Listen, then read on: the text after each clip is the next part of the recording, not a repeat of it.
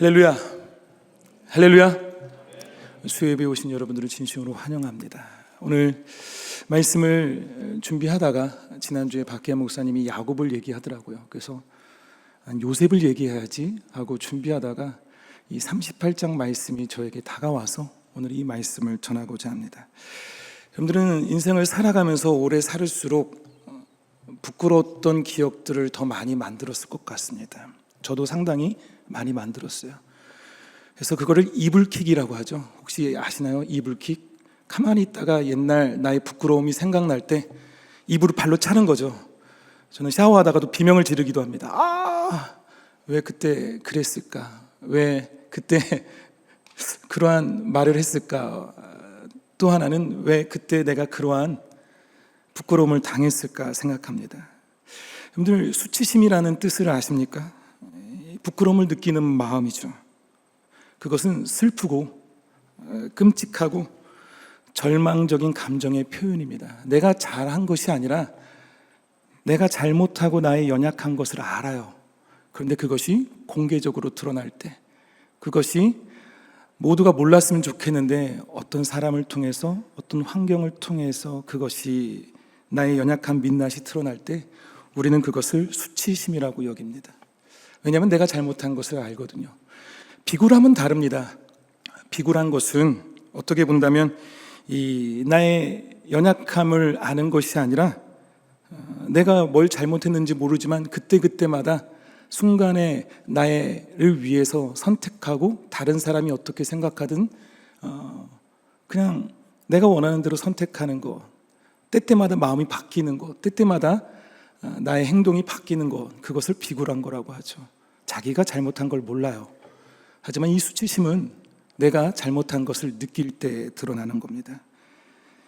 이런 부끄러운 순간에 누군가가 그 수치심을 덮어준다면, 누군가가 나의 연약함과 나의 부족함을 알지만 기다려주고 기도해준다는 것을, 그리고 내가 더 잘 되기를 바라는 마음으로 응원해줄 때 우리는 그 수치심을 극복할 수 있고 오히려 그 연약함 속에서 더욱더 성숙과 성장을 이루게 됩니다. 하지만 그러한 부끄러움이 그렇게 좋은 사람을 통해서, 주변 사람들을 통해서 위로받지 못하고 남아버린다면 우리는 트라우마가 생깁니다. 우리는 성장하고 성숙하는 그 단계에 있을 때 그 수치심과 그 연약함이 생겨서 생각나기도 하고 다시 떠오르기도 하면서 넘어야 할 그 영역을 넘지 못하고 다시 무너지기도 합니다. 오늘 그러한 부끄러운 상황 속에서 한 인간이 어떻게 변하는지를 볼 수 있는 귀한 말씀이 어떻게 본다면 창세기 38장의 내용입니다. 바로 38장은 유다와 다말 사건이 있죠. 그런데 참 신기한 것은 이 유다와 다말 사건이 뜬금없이 등장한다는 사실입니다. 여러분들 성경 일독을 지난주까지 계속 읽으셨다면 분명히 이 사건을 알 겁니다. 37장에 요셉이 나와요. 그리고 마지막에 그가 노예로 팔려갑니다. 드라마를 통해서 본다면 다음이 기다려지죠. 그래서 다음 주 기다려서 딱 틀었는데 웬 요셉이 안 나오고 다른 사람 인물이 나오는 겁니다. 많은 주석가들과 많은 성서 해석자들은 이 38장에 분명히 요셉의 이야기의 흐름을 방해하는 점에 동의하고 있습니다. 그래서 그 이유를 찾는데 다양한 의견이 있습니다. 대부분 그 의견 중에 하나가 연대순으로 넣었다는 사실을 강조하고 있습니다. 이것은 뭐냐면 이 유다와 다말 사건이 이루어지는 이 사건의 시기가 요셉이 노예로 팔리기 전에 나가도 안 되고 요셉이 형들을 다 용서하고 나서 화해를 드러나고서 드러나가는 내용이 아니라는 거죠. 요셉 사건 전에 들 수도 없고 요셉 사건 후에도 들 수 없기 때문에 연대순으로 그냥 이렇게 집어넣은 거라고도 주장합니다. 그런데 또 다른 하나는 이것이 그냥 우연히 아니면 연대순으로 넣은 것이 아니라 유다에 대한 변화에 대해 강조하기 위한 부분임을 주장합니다. 유명한 창세기 주석을 썼던 고든 웨남이 그렇게 말했고 또 요 근래 썼던 브루스 윌키라는 성서학자도 이렇게 말을 했고 유대 학자인 조너선 섹스도 그렇게 말을 했습니다. 뭐냐면 이 사건은 우연히 들어간 것도 아니고 연대순으로 들어간 것이 아니라 유다가 어떻게 변화했고 결국에 자신의 동생 요셉을 판 것이 아니라 이제는 베냐민을 노예로 전락할 때 그가 목숨을 걸어서 그러면 안 된다고 바뀔 수 있는 계기가 바로 이 38장의 내용인데 그거 아니면 이해가 안 된다는 거죠. 자, 그래서 바라본다면 우리가 이 부분을 볼 수 있습니다. 창세기 49장을 보게 되면 야곱이 자신의 아들들에게 유언을 합니다. 축복의 유언을 하죠. 그런데 잘 보면요, 38장에 있는 유다는요, 지금 49장에 야곱이 주는 축복의 내용과는 전혀 다른 삶을 살고 있습니다. 그에게는 앞 위에 3명의 형이 있죠. 첫 번째 형님이 르우벤입니다. 장자 르우벤이죠. 그런데 어떻게 보면 르우벤은 야곱이 이렇게 말합니다. 그들을 탁월하지 못하고 아버지의 침상에 올라 더럽힌 자라고 얘기합니다. 그리고 그 아래에 있는 시므온과 레위에게는 이렇게 말합니다. 그들의 칼은 폭력의 도구로다. 그의 노염이 혹독하니 저주를 받을 것이라. 무슨 사건인지 아죠? 디나가 강간당했을 때 이루어진 그들의 폭력성을 야곱은 상당히 분노했습니다. 르우벤은 자신의 첩인 비라와 관계를 가졌을 때 야곱이 상당히 분노했습니다.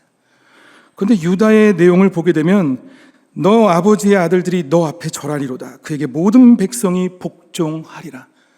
사자 새끼와 같이 그렇게 강하고 그로 인해 그 후손이 다윗의 왕조가 될 것임을 예언하고 있죠.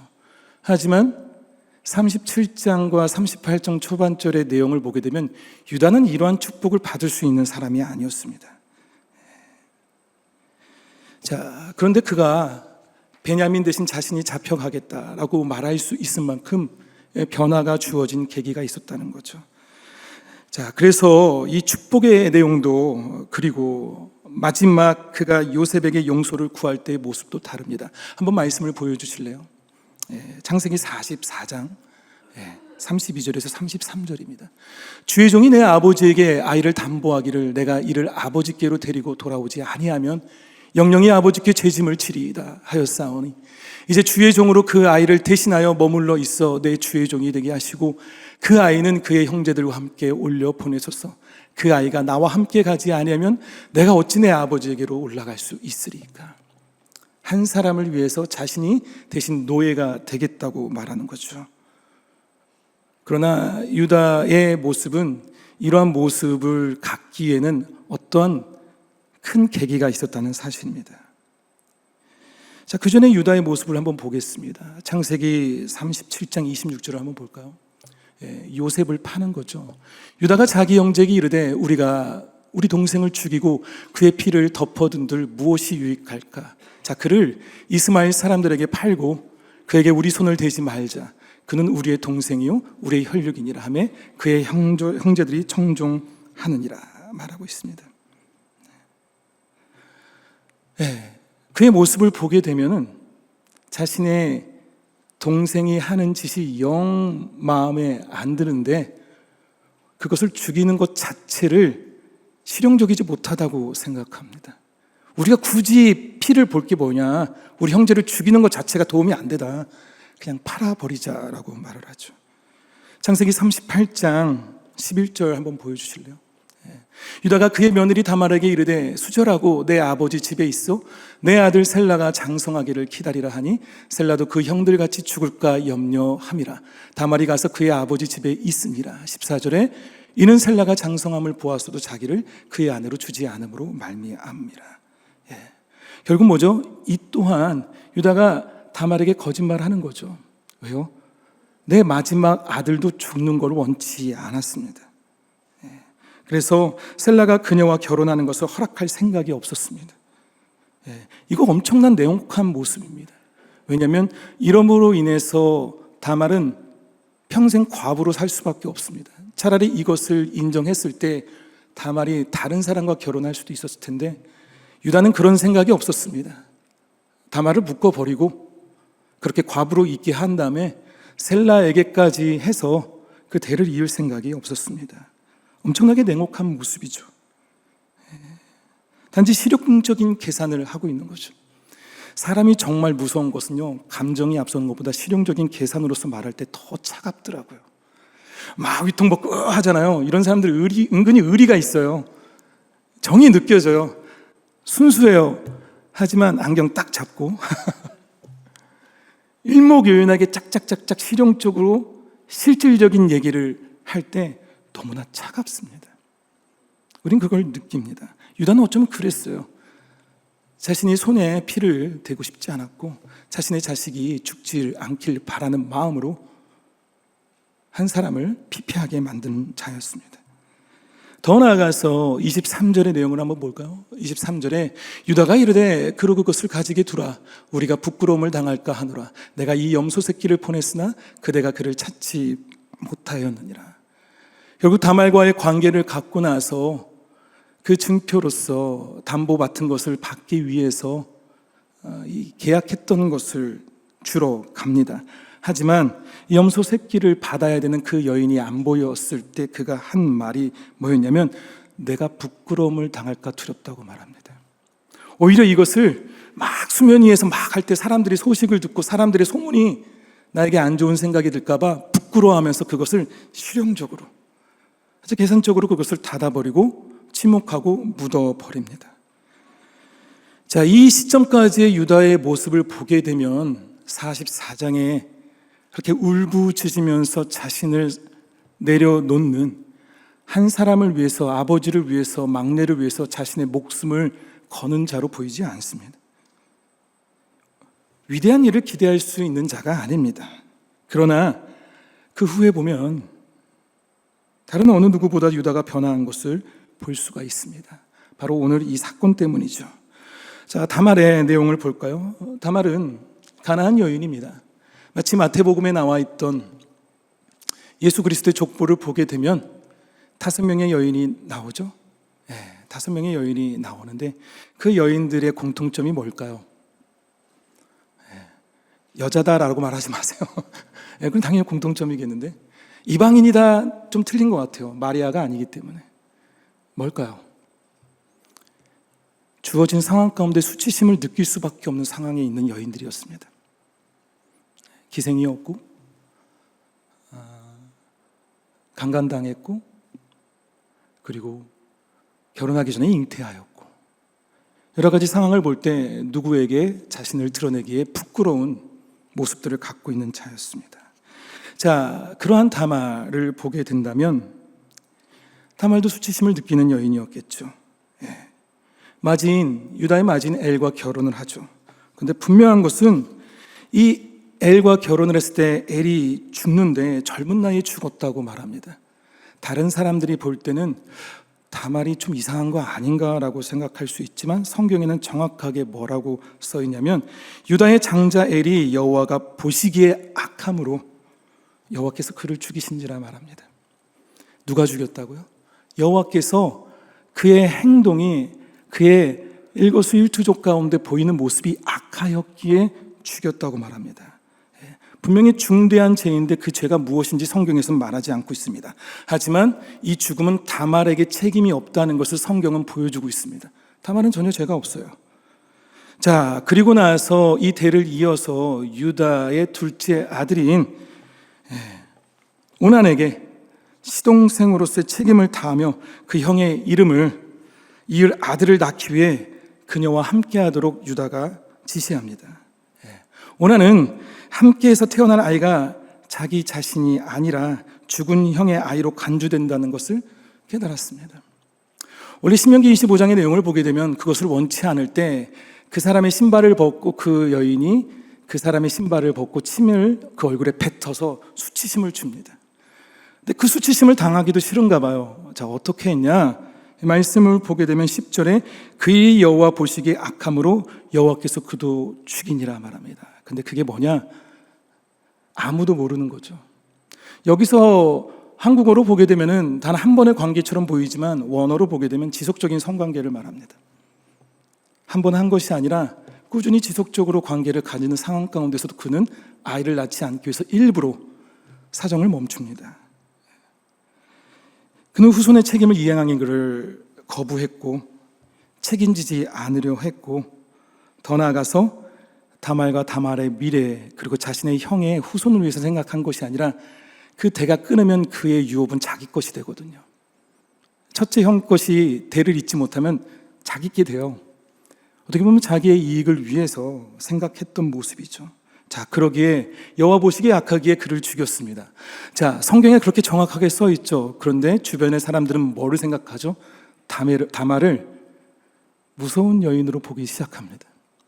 어떻게 본다면 이 상황 가운데 우리도 충분히 합리적 의심을 할 수 있죠. 왜 채랑 있으면 이렇게 곡소리가 나늘까라고 생각을 하겠죠. 유다가 두려워합니다. 그래서 유다는 다말에게 아직 셋째가 다 자라지 않았기 때문에 좀만 기다리라고 말하죠. 하지만 세월이 흐르면서 다말은 시아버지인 유다가 자신의 셋째 아들을 자신에게 보낼 생각이 없다는 것을 알게 됩니다. 왜 그러냐면 장성함을 보았어도 자기를 그의 아내로 주지 않음으로라고 되어 있죠. 세월이 흐르고 충분히 장성했음에도 불구하고 아내로 주지 않았다는 거죠. 자, 법적으로 시동생과 묶여 있기 때문에 뭐죠? 이 여인은 재혼할 수가 없습니다. 이렇게 가다가는 평생 과부가 될 수 있습니다. 그리고 주변의 소문과 주변에서 손가락질과 주변의 오해들은 오히려 그를 힘들게 할 겁니다. 자, 그녀는 과부의 상복을 계속적으로 입고 있을 수밖에 없는 상황입니다.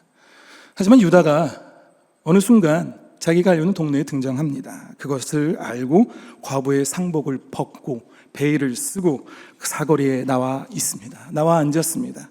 자, 그녀를 보고도 알아보지 못한 유다. 아내가 죽었거든요. 이제는 어떤 부분 가운데에서 아내가 죽고 어떠한 상황 가운데서 자신이 그것을 얽매이지 않을 수 있는 상황일 수도 있겠죠. 그들은 흥정을 합니다. 내가 너에게 들어가겠다. 그래서 양떼에게 염소 새끼 한 마리를 값으로 제시합니다. 다만은 그 대신 그거에 대한 보증과 담보를 그의 안장과 끈과 지팡이를 요구했고 유다는 그것을 허락했습니다. 그리고 한 번의 관계를 갖게 됩니다. 자, 그리고 나서 아까 말씀드렸던 것처럼 그 담보를 다시 받기 위해서 염소 새끼를 그에게 주려고 하는데 그 동네에는 신전창녀가 없다는 거죠. 이것을 원어로 보게 되면 신정창녀로 되어 있습니다. 없다는 거죠. 추수할 때, 풍년이 이룰 때 그들 가운데서 이루어진 어떠한 이 성적인 제사의 부분일 수도 있었을 겁니다. 하여튼간 중요한 것은 그 여인이 사라지고 나서 3개월이 지나고 나서 들리는 소문이 자신의 며느리가 임신했다는 사실이에요. 이거는 정말 원래부터 다말을 안 좋게 여겼지만 이 상황을 볼 때 그래 알아봤어 하면서 하는 말이 뭐죠? 당장 잡아서 불지르라고 말합니다. 유다가 당장 잡아서 불지르라고 말하죠. 자, 그녀가 끌려나오면서 시아버지에게 전가를 보냅니다. 25절을 보게 되면 여인이 끌려나갈 때 사람을 보내어 시아버지에게 이르되 이 물건 임자로 말미암아 임신하였나이다. 청하건대 보소서 이 도장과 그 끈과 지팡이가 누구의 것이니라. 자, 누구만 이걸 알 수 있죠? 주변의 사람들은 알 수 없습니다. 주변의 사람은 이 도장과 끈과 지팡이가 누구의 것인지 알 수 없습니다. 우리는 주어진 상황 가운데에서 나를 수치롭게 했다면 그 대상에 대해서 수치를 주고 싶습니다. 감정이 앞서서 온 동네에 말할 수 있습니다. 나를 임신한 것은 나의 시아버지다. 결국 시아버지의 명예를 깎아내리고 그리고 그 수치심을 갖게 만들 수 있는 선택의 과정에서 참 힘들었지만 다말은 그걸 선택하지 않습니다. 오히려 오직 그만이 그거를 알 수 있도록, 오직 그만이 자신의 부끄러움을 느낄 수 있도록 그렇게 행합니다. 자신이 간음죄로 죽음을 당할 수도 있는 엄청난 위험을 감수하면서 다른 사람이 알 수 없도록 그것을 보장하고 유다에게 말하고 있습니다. 우리는 공개적인 장소에서 사람에게 무한함을 줄 수 있습니다. 왜 우리는 사람들에게 무한함을 줄까요? 두 가지입니다. 하나는 그를 깔아내리고 내가 높아지기 위해서입니다. 공개적인 부분에서 우리는 농담을 합니다. 상당히 비하적인 농담을 할 때가 있습니다. 농담도 상대방을 높일 수 있는 농담이 많거든요. 그럼에도 불구하고 우리는 어떤 상황 가운데 그 기회를 놓지 않고 한 사람을 깎아내릴 때가 있습니다. 다수 앞에서 그를 부끄럽게 만들 수가 있습니다. 바로 그를 회복되지 못하게 내리는 것. 또 하나는 그로 인해서 자신이 그보다 더 많은 것을 알고 있고 내가 그보다 높다는 것을 드러내기 위해 우리는 수치심을 상대방에게 줍니다. 라삐의 글에는 이런 말이 있습니다. 공개적으로 이웃을 부끄럽게 하는 자는 자기 피를 흘리는 것과 같다. 공개적으로 다른 사람을 모욕하는 사람은 장차 세상에 어떻게 본다면 자신의 위치를 버리는 자라고 말합니다. 또 어떤 라삐는 이렇게 말해요. 만일 이웃을 부끄럽게 한다면 그대는 누구를 부끄럽게 하는지 알아야 한다. 너희는 하나님 자신을 부끄럽게 하였느니라. 기록되었을 때 하나님의 형상대로 사람을 지으셨기 때문이라. 우리가 사람을 우습게 여기고 함부로 대한다면 분명히 그 가운데 그 하나님의 형상을 지음받은 창조물을 함부로 대하는 거겠죠. 전도서 4장 1절에 이런 말을 합니다. 한번 보여주실래요? 우리 같이 한번 읽어볼까요? 시작. 내가 다시 해 아래에서 행하는 모든 학대를 살펴보았도다. 보라, 학대받는 자들의 눈물이로다. 그들에게 위로자가 없도다. 그들을 학대하는 자들의 손에는 권세가 있으나 그들에게는 위로자가 없도다. 전도서에서 정확하게 오늘을 살고 있는 현실의 모습을 보입니다. 저는 이 말씀을 어떤 젊은 청년이 자신의 목숨을 스스로 끊었을 때 이 설교의 본문을 갖고 말했습니다. 우울증으로 인해서 약을 먹고 중독이 되어서 무너져가는 그 청년, 제가 볼 수 있는 것은 세상의 학대밖에 보이지 않았습니다. 불안하게 만들고 힘들게 만들고 그렇게 하면서 자신을 무너지게 할 수 있는 것, 세상에는 어떤 위로자도 없고 학대밖에 없다고 하는 것이 오늘을 살고 있는, 또한 여러분의 자녀가 살고 있는 현실의 모습입니다. 위로자가 없습니다. 그런데 성경은 그 가운데에서 위로자가 있다는 것을 말합니다. 로마서 9장 한번 말씀 보여주실래요? 33절에 우리 같이 읽어볼까요? 시작. 기록된 바 보라, 내가 걸림돌과 거치는 바위를 시온에 두노니 그를 믿는 자는 부끄러움을 당하지 아니하리라 함과 같으니라. 베드로전서 2장 1절 같이 읽어볼까요? 시작. 성경에 기록되었으되 보라, 내가 택한 보배로운 모퉁이 돌을 시온에 두노니 그를 믿는 자는 부끄러움을 당하지 아니하리라 하였나니. 아멘. 아멘. 결국 우리를 부끄럽지 않게 하시는 이는 결국 우리가 받는 이 수치를 덮어주시는, 결국 내가 받고 있는 아픔을 자신의 보혈로 씻어주시는 분은 예수 그리스도임을 말하고 있습니다. 다말은 이스라엘 사회의 맨 가장자리에서 시아버지를 복수하고 보복함으로 부끄럽게 하면서 그의 명예를 실축시키는 것보다 자신의 대를 위해서 목숨을 건 선택을 하게 됩니다. 정신적 고통은 육체적 고통보다 더 힘들 때가 있습니다. 존엄성의 상실은요, 곧 내 삶을 죽음으로 이끄는 한 부분입니다. 그래서 다말은 이러한 아픔 가운데서 자신을 무너뜨린 것이 아니라, 그리고 유다를 무너뜨리는 것이 아니라 자신의 수치심을 자신을 민감하게 만드는 데 사용했습니다.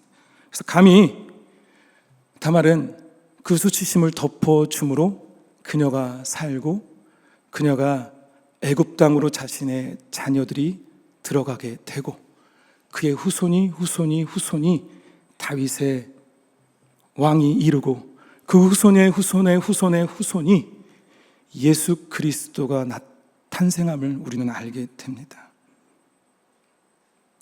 오늘날 저와 여러분도 이 말씀에 동일하게 피할 곳이 없습니다.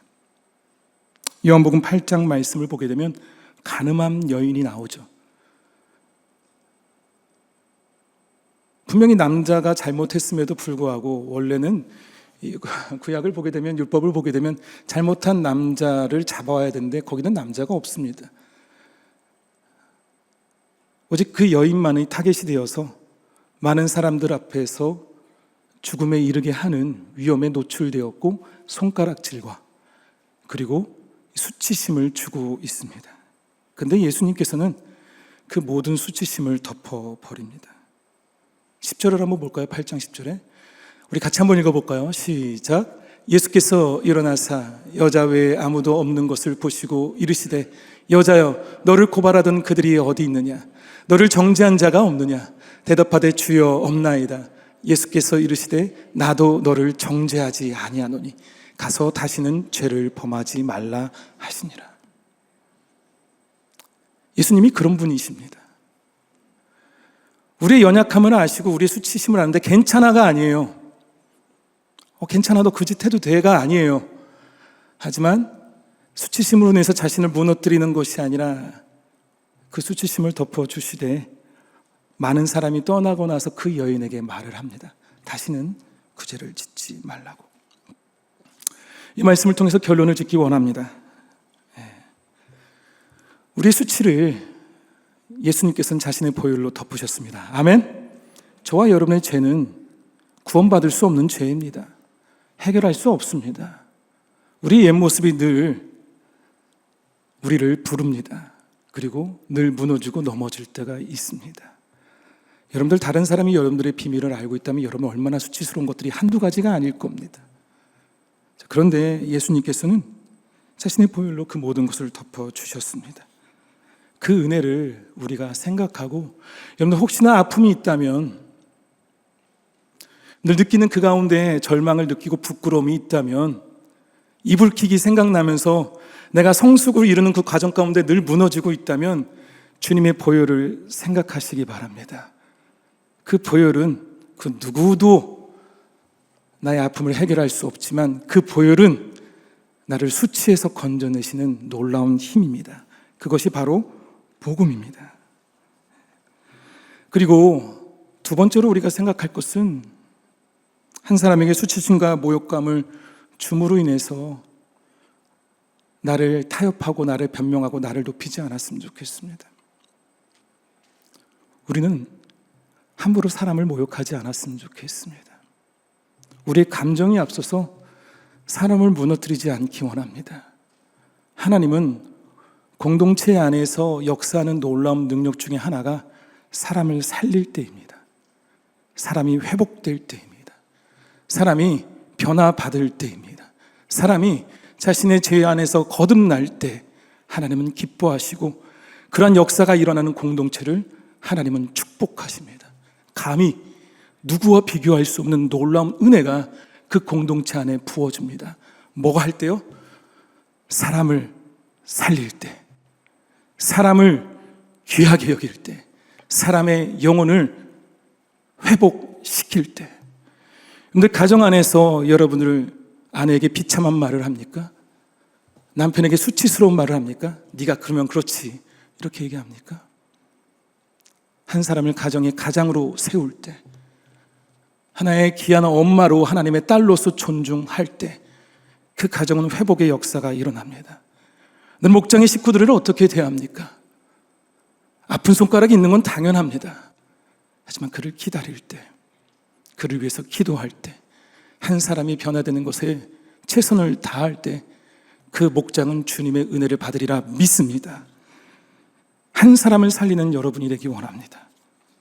그녀도 살고 그도 살았습니다. 그녀도 예수님 족보에 있었고 그도 예수님 족보에 있었습니다. 그를 살릴 때 내가 산다는 걸 잊지 마시기 바랍니다. 그를 살릴 때 내가 살아계신 하나님을 경험한다는 걸 잊지 마시기 바랍니다. 그러한 저와 여러분이 되길 간절히 축원합니다. 기도하겠습니다. 하나님 감사합니다. 오늘 주어진 말씀을 생각합니다. 이 말씀 정말 부끄럽고 연약한 종의 입술로 주님의 뜻을 대언하였기에 너무나 부족하지만 그럼에도 불구하고 하나님의 형상으로 지은된 창조물을 귀하게 여기시는 주님의 마음을 다시 한번 깨닫습니다. 사람을 성숙하게 하고 성장시키는 것에 있어서 수치가 아닌 그것을 기다려주고 기도하고 인내할 수 있는 우리가 되길 원합니다. 그 복음의 반열에 이룰 수 있는 우리 임마누엘 교회 되게 하여 주시고 내가 될 수 있게 하여 주시고 우리 목장이 되게 하여 주시옵소서. 이 모든 말씀 살아 역사하시는 예수 그리스도 이름으로 기도드렸습니다.